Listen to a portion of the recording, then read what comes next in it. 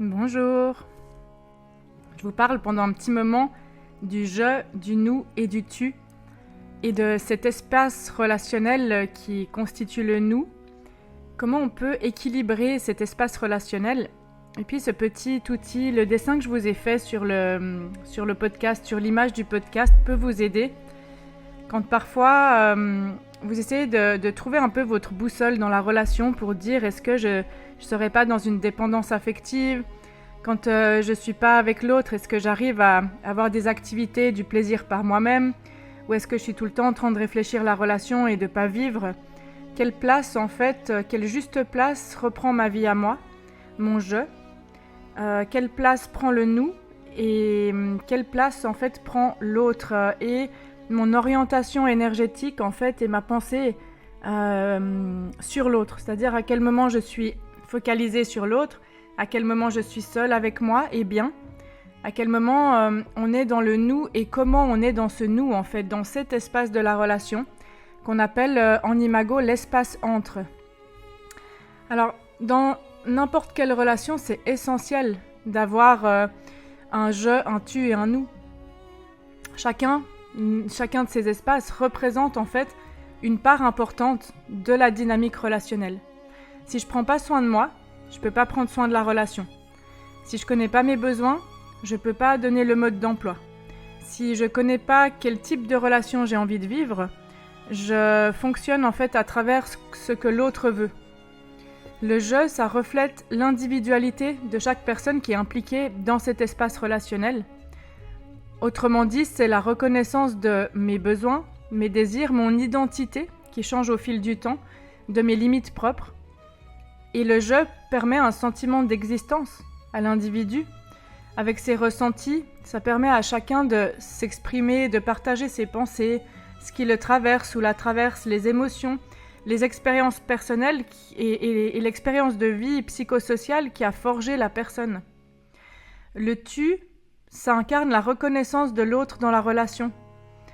Le tu, ça peut être l'écoute attentive de toi là en face de moi, l'empathie, la compréhension de ton expérience de vie que je ne peux pas totalement comprendre, sentir en moi, mais que je peux accueillir parce que ton expérience est différente de la mienne. Et le tu implique de prendre en compte les besoins de l'autre et ne pas forcément s'oublier dans les besoins de l'autre, de prendre en compte l'opinion de l'autre et de ne pas forcément toujours les prendre. C'est-à-dire que je peux prendre son opinion pour grandir ou alors je peux dire moi j'ai une autre opinion. Et je prends en compte aussi ses sentiments, son ressenti. Et c'est notamment l'apprentissage d'une communication qui est plus ouverte, qui est plus respectueuse et qui est plus dans l'écoute, qui permet de construire une relation qui est plus solide et équilibrée.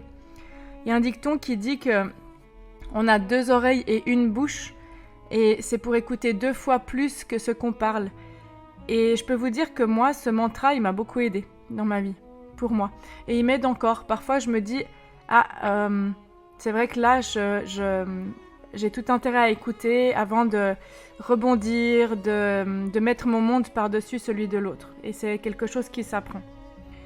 Le nous, c'est vraiment le lien qui va unir les 2 personnes dans une relation. C'est-à-dire que c'est la 3e personne, cet espace de la relation, et de quoi il est entretenu des 2 parties, c'est ça qui est intéressant. C'est-à-dire que s'il y en a un des 2 qui entretient plus ce nous, ça marche pas. Dans les phases de vie, parfois l'un ou l'autre peut l'entretenir plus, bien évidemment. Mais ce qui est intéressant, c'est quand les 2 s'engagent à l'entretenir de manière régulière. L'entretenir et pas n'importe comment, c'est-à-dire que je vais y mettre dans cet espace ce que moi je sais y mettre, et j'implique un petit bout du tu, c'est-à-dire que je vais y mettre aussi quelque chose qui n'est pas toujours confortable pour moi, mais apprendre dans ton monde du tu, qu'est-ce que tu as besoin, qu'est-ce que tu ressens, et de quoi tu as besoin dans cet espace relationnel. Quand on fait ça des 2 côtés, cet espace, il devient un mélange entre le je, le tu, le nous, qui est équilibré. Ou en tout cas qui tend vers cet équilibré, c'est le chemin qui compte. Le nous, c'est aussi un sentiment d'appartenance de ce lien. C'est-à-dire que on a décidé d'être dans ce lien, de le rendre privilégié dans nos vies, de le faire grandir, de collaborer, de faire une équipe, de partager ensemble, d'être des témoins de notre évolution et comment on le fait. Comment on prend soin de cet espace comme un jardin sacré. C'est une construction de cet espace commun où les décisions elles peuvent commencer à être prises ensemble, où il y a des projets ou des objectifs qui peuvent être partagés par tous les deux et où, je dirais, les responsabilités, la prise de responsabilité de soi et les responsabilités communes sont réparties équitablement. Et ça nécessite une bonne communication, d'apprendre déjà à communiquer et d'apprendre que dans le tu et le je, on a besoin de savoir ce qu'on veut. Donc cet espace du nous, c'est aussi une capacité à surmonter les obstacles et les défis de la vie en tant qu'équipe. J'adhère et j'arrive et je suis OK, je fais le choix en fait de pouvoir compter sur quelqu'un, de pouvoir apprendre la confiance, de pouvoir ne plus tout faire seul. Et ça, c'est pas si facile à apprendre pour certaines personnes, surtout pour les personnes très sensibles. Dans une relation équilibrée, qui marche dans une direction équilibrée, ces 3 espaces relationnels, ils vont se compléter, ils vont s'enrichir mutuellement et ils vont surtout permettre de préserver l'autonomie, la liberté de chacun des deux, mais tout en favorisant la connexion profonde et authentique, la connexion émotionnelle. Quand on cultive ces 3 dimensions, c'est-à-dire qu'on va planter des graines dans les 3 jardins, une relation, elle peut s'épanouir et évoluer dans la confiance, dans la compréhension et dans un amour qui est libre et qui est vraiment très très très beau.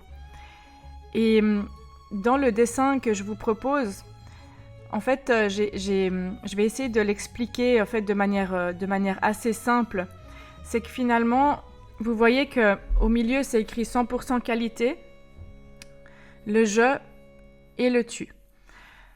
Dans le je, vous pouvez vous poser la question, dans ce qui m'appartient, de qu'est-ce qui me rend vivant, vivante?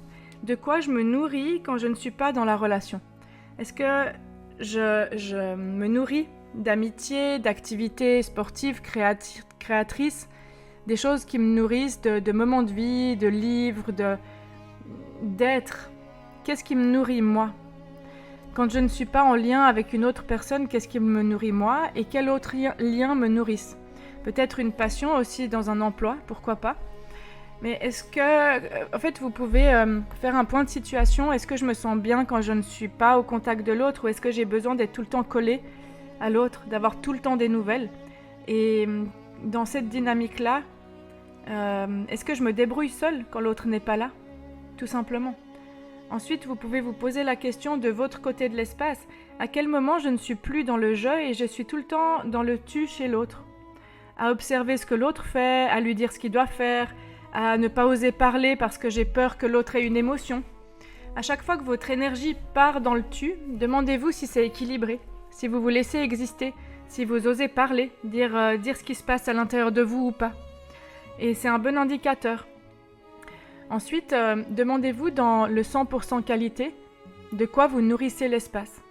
Est-ce que je le nourris de belles choses, de pensées valorisantes, d'efforts, d'excuses, de regard doux, de regard sur l'autre qui porte la confiance, de communication? Ou est-ce que je nourris cet espace plutôt de cynisme, de critique, de silence, de boudé? Voilà. Ensuite, vous voyez qu'au milieu, dans le 100% qualité, la partie blanche, moi je vous propose de mettre régulièrement. Donc, dans l'idéal, c'est plusieurs fois par semaine, même si c'est 2 minutes. Donc, même si c'est une fois par semaine, 1 heure, ça va aussi. Mais l'idéal, c'est que ça soit régulier, d'y mettre un 100% qualité. C'est-à-dire que quand je suis avec toi, rien d'autre n'existe. Je suis 100% avec toi de qualité. Je t'offre ma pleine présence, ma pleine écoute, mon temps. Et je ne suis pas sur mon téléphone ou je ne sais pas quoi en même temps. Je te parle pas pendant que je suis en train de faire autre chose. C'est je suis avec toi pour faire une activité, pour parler, pour prendre un bain, pour danser un slow, pour manger au restaurant et se raconter notre semaine, n'importe quoi, mais qui soit vraiment en connexion profonde avec l'autre. Ensuite, vous voyez que la partie dorée autour de l'ovale, la partie plus finalement un peu grise, ça c'est tous les moments où on peut être dans l'espace relationnel, mais on n'est pas connecté. C'est-à-dire que quand on fait une activité sportive, par exemple, on profite ensemble de l'activité, mais on n'est pas en connexion émotionnelle forcément. On n'est pas en vulnérabilité. Quand on joue de la musique ensemble, quand on va danser à une soirée et qu'il y a aussi des amis, quand un est en train de coucher les enfants puis l'autre prépare le lit, c'est des choses où on est ensemble, par exemple dans un même appartement, une même maison, un même lieu, mais on n'est pas connecté dans la vulnérabilité à parler de ce qu'on ressent et à se regarder dans les yeux et à être vraiment profondément dans la connexion et dans le lien émotionnel. Et ça, c'est important de faire la différence parce que posez-vous la question de ces 3 ou 4 espaces relationnels, comment vous les voulez? Des fois, l'espace du travail, l'espace de la famille élargie prend toute la place. Je vois des adultes parfois qui prennent tout leur temps, les week-ends, les vacances, à s'occuper de leurs parents, à voir leurs cousins, cousines, toute la famille, et qui n'octroient pas ce temps à leurs relations amoureuses, à leurs partenaires. Je vois des personnes qui ramènent du travail tous les jours jusqu'à 22-23 heures à la maison de manière fréquente. Et leur travail prend une énorme part dans leur jeu et une énorme part dans la relation. C'est-à-dire qu'il n'y a plus vraiment de place à la relation. Et c'est important des fois de faire reset et de vous poser la question, mais moi je veux vivre quoi dans ma vie et comment je le mets en place? Comment moi je l'alimente? Comment je fais différemment pour atteindre ce truc que j'ai envie de vivre, cet objectif? Parce qu'en fait, si j'attends que ça se passe, il se passe rien. Et des fois, on donne beaucoup à la famille, à l'emploi, et on donne pas beaucoup à la relation. Dans les personnalités évitantes ou les attachements désorganisés, c'est des personnalités où, par peur de l'engagement, de l'attachement, c'est des personnalités où souvent je fais passer tous les amis, toute la famille, tout le travail avant mon ou ma partenaire. Ça, c'est quelque chose que vous pouvez travailler. Parce qu'au fond, cette relation, elle est privilégiée et quand elle est nourrie et qu'elle est entretenue à deux, elle débouche sur de la liberté, de l'autonomie, de la prise de responsabilité. Et c'est là qu'on peut commencer à sentir l'amour petit à petit, de plus en plus profondément. Et ça, c'est un chemin. Rappelez-vous que c'est un processus qui prend du temps, qui se fait un pas après l'autre. Et cet outil, il nous aide juste à faire reset, à dire quelle place prend en fait quelle sphère de ma vie. Et moi, si j'écoute mon essence et mon être profond, quelle place j'ai envie que ces différents espaces dans ma vie prennent. J'espère que ça vous aura aidé. J'en ai d'autres, des petits diagrammes comme ça, qui sont assez intéressants en outils. Donc n'hésitez pas aussi, si vous en voulez d'autres, à me demander. Et moi, je vous souhaite une belle exploration de vos différents espaces relationnels. Rappelez-vous aussi que votre espace à vous, vous êtes la personne qui va être avec vous-même jusqu'à la fin de votre vie. Personne d'autre ne va être avec vous-même en permanence jusqu'à la fin de votre vie. Et votre espace à l'intérieur de vous, il est tellement précieux. Et il existe, vous pouvez le faire exister. Et vous pouvez l'apporter avec toute votre richesse dans ce 100% qualité. Et y croire. Croire que c'est possible de sentir l'amour plus profondément et de s'abandonner à l'amour, de le construire. Et qu'une autre personne soit là dans cet espace avec vous. Plus vous allez le créer de votre côté dans la beauté, la délicatesse, plus vous aurez quelqu'un qui sera là en face dans la beauté et la délicatesse en miroir aussi. Et je vous souhaite vraiment ça. Moi, je vous dis merci pour votre écoute et à tout bientôt sur cette chaîne. Au revoir.